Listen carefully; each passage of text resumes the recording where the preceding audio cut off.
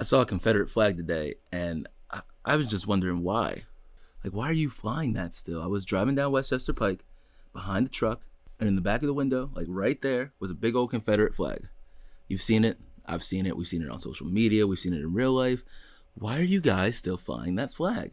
None of America has been the Confederacy for over 160 years, yet some people still fly, wear, or celebrate this flag because of their Southern pride. I mean, it kind of is the Confederate flag too, if you just don't give a shit about facts. What's going on, guys? My name's Cliff, and this is Unpack That Bowl.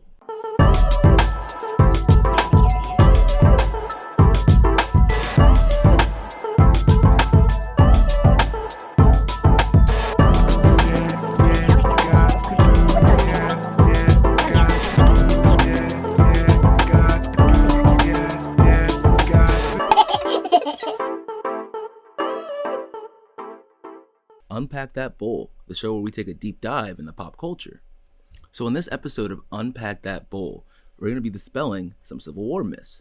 On this episode, we'll be dispelling the Civil War myth of the Confederate flag. So the Civil War lasted 4 years, and the Southern government took the entire 4 years to pick a flag. They went through flag after flag after flag, and they just couldn't get anything right. So let's take a look at some of their very, very, very stupid choices at a flag. Alright, this first flag was commissioned in 1861. And it's kind of like our flag now, but with 3 stripes of red, white, and blue, with 7 stars in the circle in the blue box. The first unofficial flag was the Bonnie Blue flag, but this was the first official flag. And then they added more stars for each state that seceded, and some states that they thought might as well secede as well.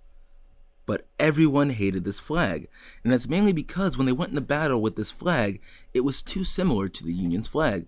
And their off-brand gray with the blue-gray of the Union, it was confusing. So 2 years later in 1863, they fixed it.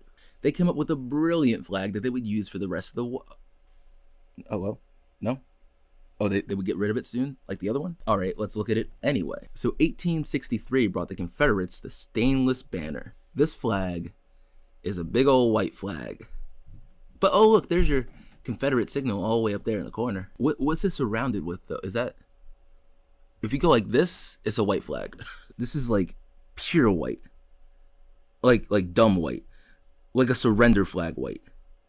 Now this is supposed to stand for the pureness and supremacy of the white man. Brilliant, right?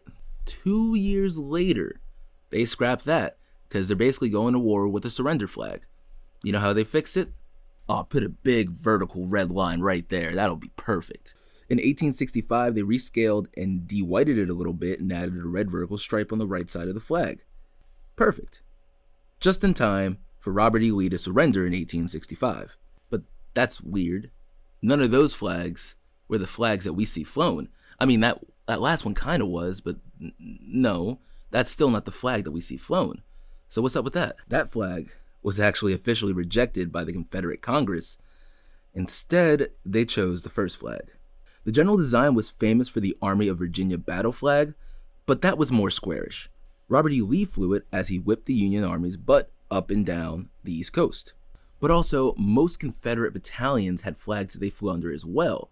So like this flag only relates to a specific Virginian battalion, but also that flag is a specific Gettysburg losing type of flag. So go ahead and fly it because, I'm a Patriots fan. I understand wearing the jersey of a loser sometimes. I wore my Patriots jersey right after we lost to the Eagles. So if you want to wear the jersey of a loser, who am I to judge?